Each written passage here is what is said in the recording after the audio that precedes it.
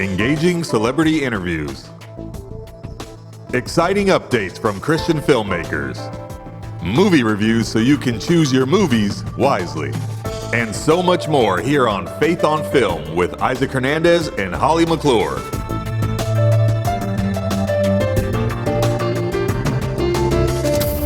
Hello and welcome to this episode of Faith on Film.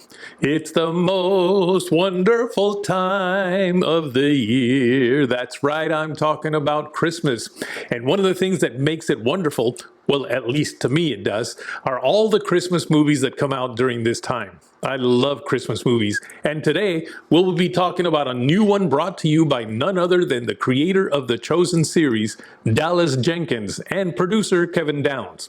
The Best Christmas Pageant Ever is based on a book by the same name, published in 1972, and is a wonderful movie for the entire family. Now, Holly will be interviewing not only Dallas Jenkins and Kevin Downs, but also the star of the movie, Pete Holmes. You don't want to miss this great interview. After that, I will be talking to the director of another very inspirational movie, Andrew Keitlinger. Now, based on the book by the same name, Lost on a Mountain in Maine tells the inspiring true story of a 12-year-old boy who, separated from his family by a fast-moving storm, must fight to stay alive during his 9-day adventure lost in the backwoods of Maine. 3 great interviews for you on today's show. But first, let's start with a trailer to the best Christmas pageant ever. Everyone. For as long as I can remember, our little town has loved Christmas. And nothing is more important than our annual Christmas pageant. The pageant is sacred. Special mention to Grace for volunteering to direct the pageant. But this year, the Herdmans changed everything. Now. The Herdmans are absolutely the worst kids in the history of the world. Hey! Give it up, Charlie! You ready for this? I'm gonna be in your Bible play. This is gonna be a real disaster. That's the spirit. Would anyone like to volunteer for Mary and Joseph? Who's Mary?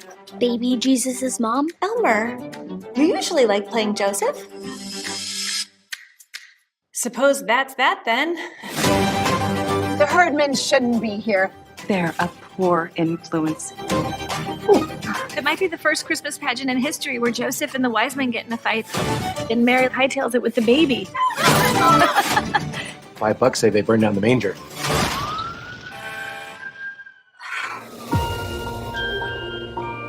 This year, we get to be someone else, live a different life, become someone new. Why are they still here? Jesus was born for the Herdmans as much as he was for us. We'll be missing the whole point now if we turn them away. I'm not quite sure what's going to happen. Maybe that's not a bad thing. Because Mary and Joseph weren't so sure either. She's crying. Mary's crying. It's going to be the best Christmas pageant ever.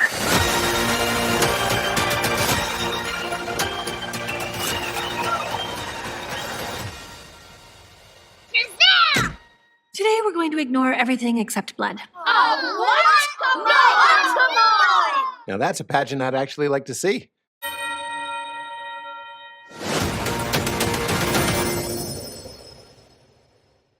How are you guys? Good to see you, Holly. How are you? Good to see you too. Busy as ever. I'm doing great. Thank you. Well, it's exciting to be able to interview both of you at the same time about this amazing film. Loved it, of course. Dallas, you said you had the rights to this for a while, but it didn't happen right away. But God's timing is so perfect. Tell why now was the time for this film. Yeah, I've pursued the rights for a long time. I haven't had them for a while. In fact, the moment I got them a few years ago, I was talking to Kevin, like, we got to get this done quickly because this has been a long time coming. But I'm actually holding in my hands now. This is the actual copy of the book that my wife brought home 20 years ago to read to our kids. I've even got notes written in it for if I ever got a chance to make it as a movie. And I was reading it to my kids, and I'm a few chapters in, and I'm laughing because it's very witty, it's very well written, and I'm appreciating the nostalgia of it. I get to the last chapter, and I am crying so hard I can't see the words through my tears. And my wife, Amanda's like, all right, give me the book. Let me read. She starts reading. She's crying. She hands it back to me. We just take turns trying to get through this last chapter because the story and the message of it are so beautiful. What really stuck out to me about it was these 6 herdman kids are known as the worst kids in the history of the world. They're in poverty. They're outsiders. And yet after they hijack the Christmas pageant, their outsider perspective, their poverty perspective actually brings them closer to the truth of the story than everyone else. And so I just closed the book and I said, I have to make this movie. The Christmas of it, the kids of it, the message. The fact that the book has been read in public schools for 50 years, even though it's such a strong Jesus story. Like, this is the perfect movie that can appeal to everybody, even though it's got an explicit Jesus message in it. And I said, I was born to make this. So I was chasing the rights for 15 years. Wow. Getting told no because other studios had it or another big time director had it. And it wasn't until The Chosen came out, started to have some success, combined with the fact that no one else could get it made, that the rights holders said, you know what, you're the guy. And so even the fact that I'm able to talk to you, Holly, I've known you for a long time. Yes. And for most of the time that I've known you, you might not have known this, but I've been wanting to make this movie and be able to say to you, I made the best Christmas pageant ever. A movie with that title is coming out to the world, and I made it is a calling fulfilled for sure. It is a calling fulfilled. And I'm so happy to see that you got to do it. You know, Kevin, you said that your kids love this and you kind of base things on what your kids love and that you feel it's a timeless story. Why is this a timeless Christmas classic? I think people will watch for years to come. Yeah, I mean, this book's been around my house for the last decade or so. It's one of my wife and my kids' favorite book together. I mean, they read it around the holidays. I mean, while we were doing other films on film sets, she's homeschooling them, and this book's coming up. So when I announced to them that, hey, Dad's doing the best Christmas pageant ever, actually one of them goes, as a movie? Like, they just didn't believe it. They thought it was ridiculous, and or they thought I was joking. Like, I wasn't important enough to actually make that into a film, no joke. And so it is significant because I think the story itself is significant to families. Since we've been in production with this, I've realized so many people how important this book, this story, it's a stage play, as you probably know, it means to families. And so that's a lot of pressure to be able to make sure that the movie elevates beyond the book. But you know, this guy's not too bad. And I think we did a pretty good job in doing that. So it's been a long time coming, like Dallas said, and I can't wait for audiences to see it. I've got a little bit of experience handling books that mean a lot to people and then trying to translate them. So I got my feet wet with the Bible. And your experience with kids. Yeah. So it was something that you felt you could connect. You have an adopted son, and this is something you felt you could connect with on a different level. Talk about that connection, because this goes just beyond the play and the kids and the good kids and the bullies. It really has a lot of levels of deeper meaning. Yeah, I mean, that's the thing I love about it is on the surface, people see the trailer and they see the marketing, they see the book, they go, this is a fun Christmas classic. Right. We'll take the family to go see it. Well, there is a lot beneath the surface. And not only one of the key themes of the movie of just the true story of Christmas, the heart of the story, Jesus coming as a humble servant as opposed to a conquering king, us being reminded that the true story of Christmas isn't the precious little nativity scene that we always think of, but that it was scary and that Jesus came as this humble servant. His parents were overwhelmed and didn't know, they were outsiders, refugees in many ways. But also there's this feeling, the spirit in the movie of, okay, well, and now what? If you believe that in the Christ child, if you believe in the true meaning of Christmas, how are you going to live that out? How are you going to be the hands and feet of Jesus? And this movie is a love letter to those people, the moms who volunteer at the church, the pastor of the church who recognizes that how we treat children, the least of these, is how we're going to think of Jesus. And a lot of those things really resonate, and they resonated for me in the book. And so far in our screenings, we're seeing people go, okay, I get it. Christmas and all year round is a time for us to, for the church especially, to really do our job of being the hands and feet of Jesus. Absolutely. Hi, Holly. Hi, how are you, Pete? I'm doing really well. Good to see you. I am excited about this movie. What a great family story, but also for all ages and for everyone, right? I agree. Yeah, no, it's a beautiful message and it's a lot of fun. And for me, as a big fan of Christmas movies, I'm thrilled to be in one that I can watch with my 6-year-old daughter, and I know my wife will enjoy as well. And why were you perfect for the role of Bob the dad? Oh, Holly, please. Come on, you got chosen, I'm sure, out of a lot of people. So I got chosen by Dallas Jenkins. The Chosen. Dallas is a big comedy fan. He's a very funny guy, and we love talking about comedy a lot. So that helped me understand why he picked me for it. I also am a dad who loves Christmas. This wasn't really like a lot of heavy lifting for me. My wife is also funny. Judy is obviously hilarious. So it was nice to play that part of the sort of the calm center of the storm. All these strange things are happening, and the dad is there cracking jokes, letting you know that don't take any of this too seriously. That's good dad work right there. That's good dad work. Now, you had a confession. You said that you weren't familiar with the book, but that when you read it, you actually really cried, and you're not just saying that to promote the movie. You really did cry. No, I don't. I'm not going to make that joke. See, sometimes I have restraint. I am not just saying that to promote the movie. I didn't know the story. I hadn't read the book. We were more of a hop on pop household. And when it came time to read the script, I did cry at the moment that you would imagine. Having seen the movie, it's a big finish, which is very emotional and has those, undertones of redemption and inclusion and love. And it's very like these kids that are kind of thought to be other and outside of the fold are revealed to be what they truly are, which is something that should be celebrated and loved. And that's always going to be moving. You had made an interesting comment, I thought, when I was reading the notes. You said there's an idea about turning God, who's the popular idea of being the in group, basically, all good people, which of course you said in a funnier way.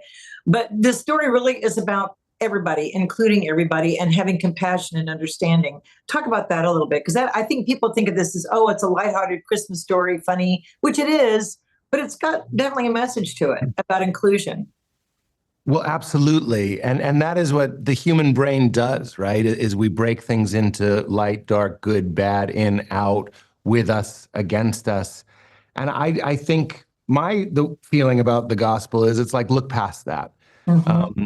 Dallas and I would talk about when Jesus said, what you do for the least of these, you do for me. Well, in that message is, wake up. It's all us. It's all us. And that is a very lovely and touching thing. And you find that throughout the Bible and all sorts of traditions that are very sweet and moving to me.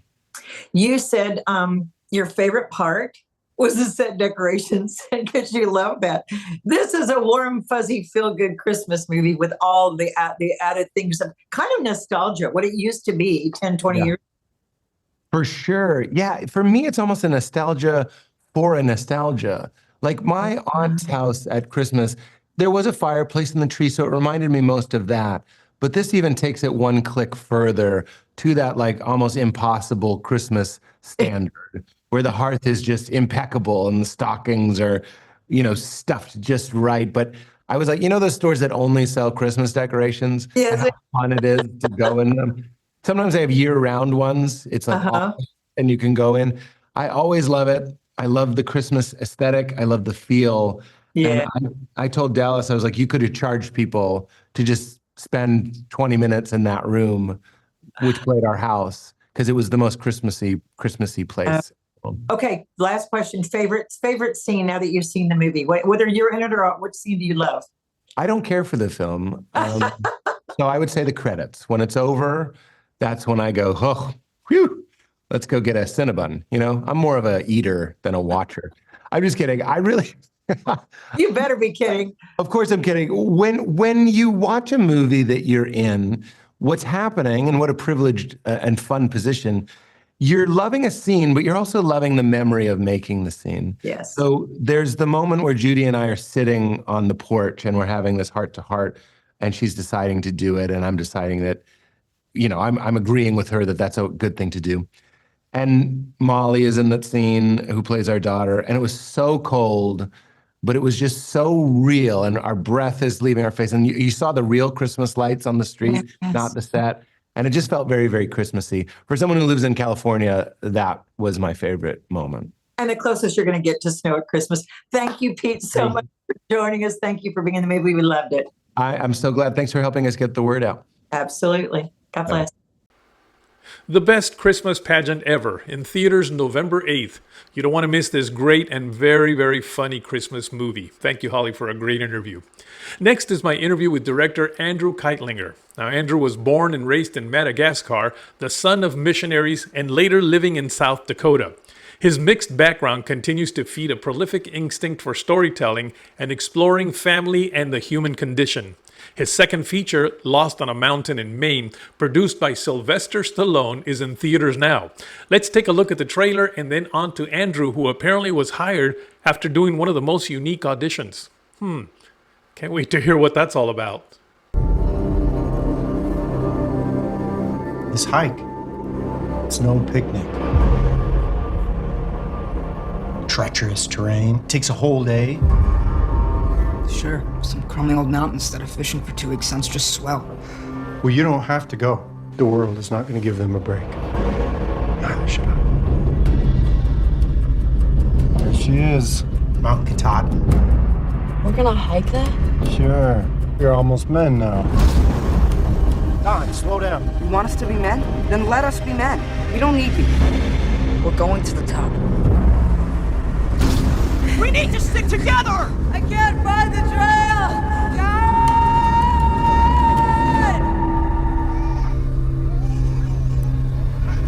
Where's Don? I don't know. Where's your brother?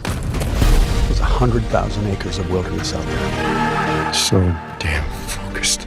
I'm trying to make him tough. I forgot to be his dad. Just hope to God we get one more chance. We need volunteers. As many as you can send. Hey! Come over here! Do you think our son is dead? I always told him, when things get tough, press on. Your brother is really stubborn. Yes! Press on.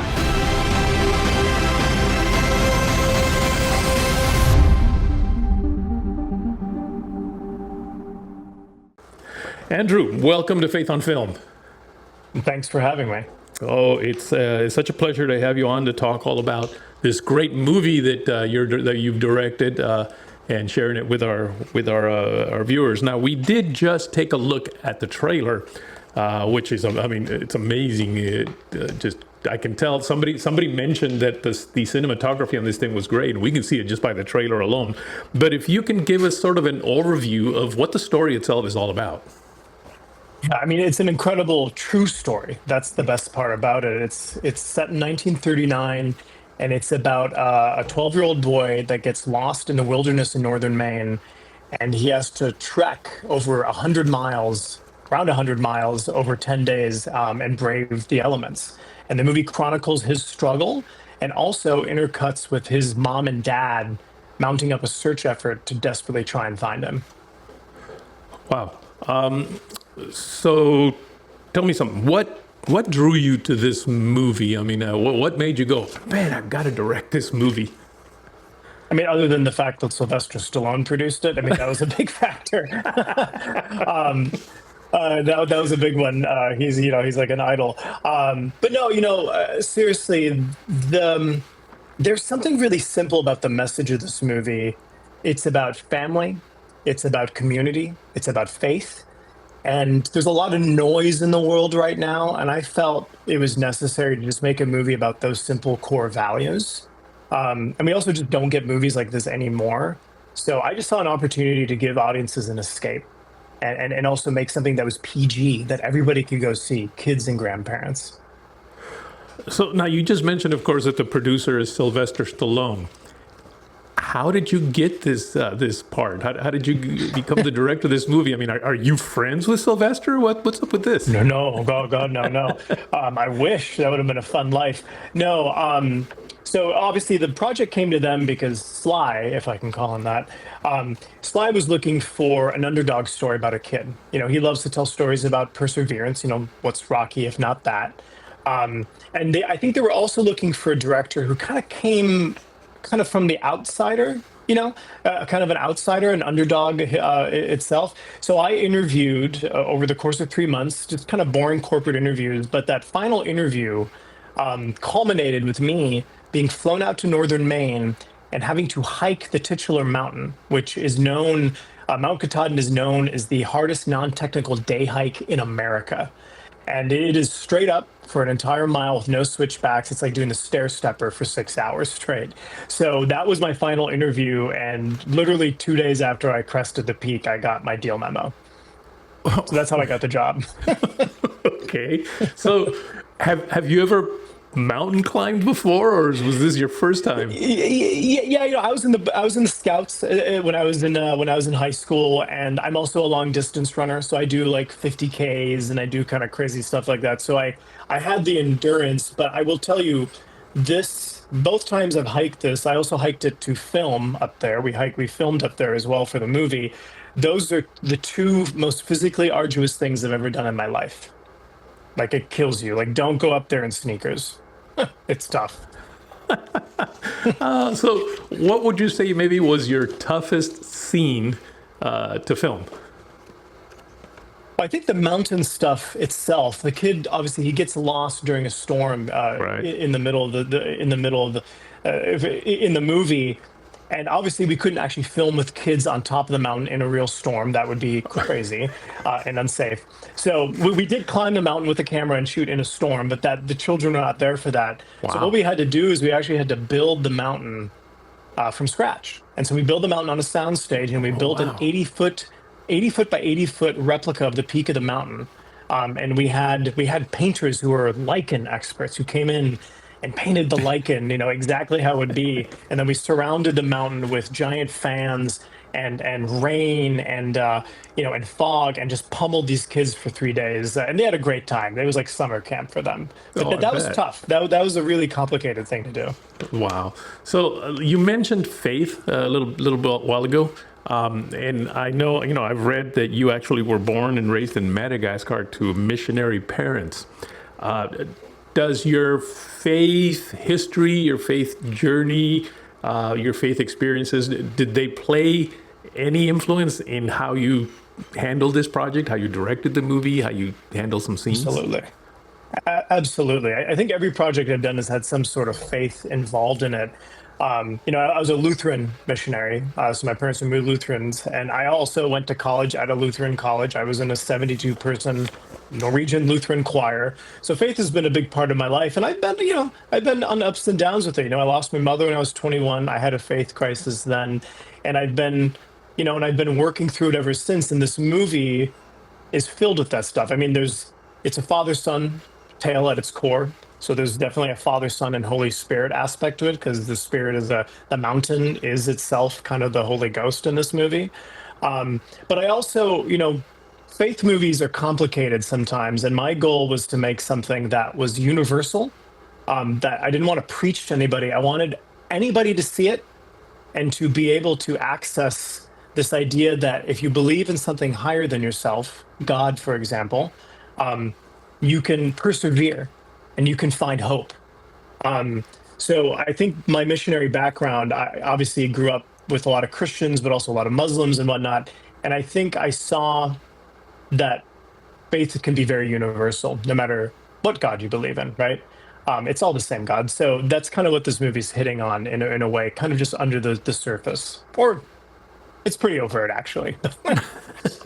People should see it. They'll see what I'm going for. And they definitely need to see it, because it looks like a great movie. Now, you just shared with us what your toughest scene was.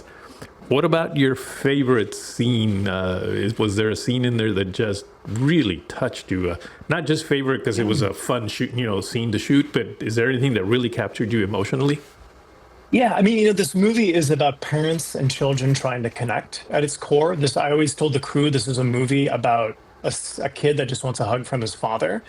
And the scene that touched me the most is actually a scene with the mother. And we talk about faith. They use the parent and the child kind of connect cosmically in this movie through their faith without words. So the mother's at home worrying about her son, and the son is lost in the wilderness. And there's this really beautiful moment. I don't want to spoil too much, but you'll know it when you see it, where the mother and the son just have this connection. And I think it's really poetic, and it kind of speaks to that belief in that there's something else out there linking us. Well, So tell me, is there anything in the future for you already? Are you already looking at other projects? What's ahead for you? I've written a few projects, and and I've also fielded a couple offers and things. So my goal is to keep making bigger movies. This is my first kind of multi-million-dollar project, and we will see where that takes me. But I'm kind of enjoying the ride of this movie coming out. This is my first time with a nationwide release in theaters, and so I'm kind of just enjoying it. Well, that's wonderful. And of course, having Sylvester Stallone be the producer kind of helps, doesn't it? It helps. It definitely helps.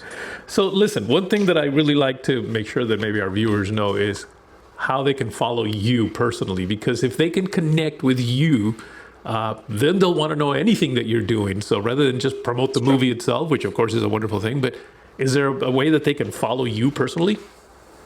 Instagram, that's where everything happens for me. And I'm at andrew.vhs. So andrew.vhs, very easy to find. And, you'll be able to follow my exploits there. And then this movie's kind of released. So. All right. So the movie releases, again, the name of it is Lost on a Mountain in Maine. And it releases this November 1st, correct? Yep, Friday, November 1st. Now, some of you are going to be watching this program weeks or even months or maybe even years after this, because this program stays on demand for years to come. So if it's already past that theater time, although I'm telling you, if you catch it before that, get to that theater. But if not, look for it, because I'm sure it'll be streaming somewhere. I don't know if you guys have any streaming deals yet, but it'll be on Angel Studios streaming platform. Oh. Yeah, well, awesome. And it'll also be on demand sometime by the end of the year. All right. Well, again, folks, if you don't get to go to the theater because you saw this program beyond the theater date, then definitely look for it and watch it on streaming. Thank you so much, man, for not only creating such a wonderful movie, but joining us today here to tell us all about it. Thanks for having me on. Really appreciate it. Yeah. Lost on a Mountain in Maine, in theaters now and later streaming on the Angel Studio streaming platform.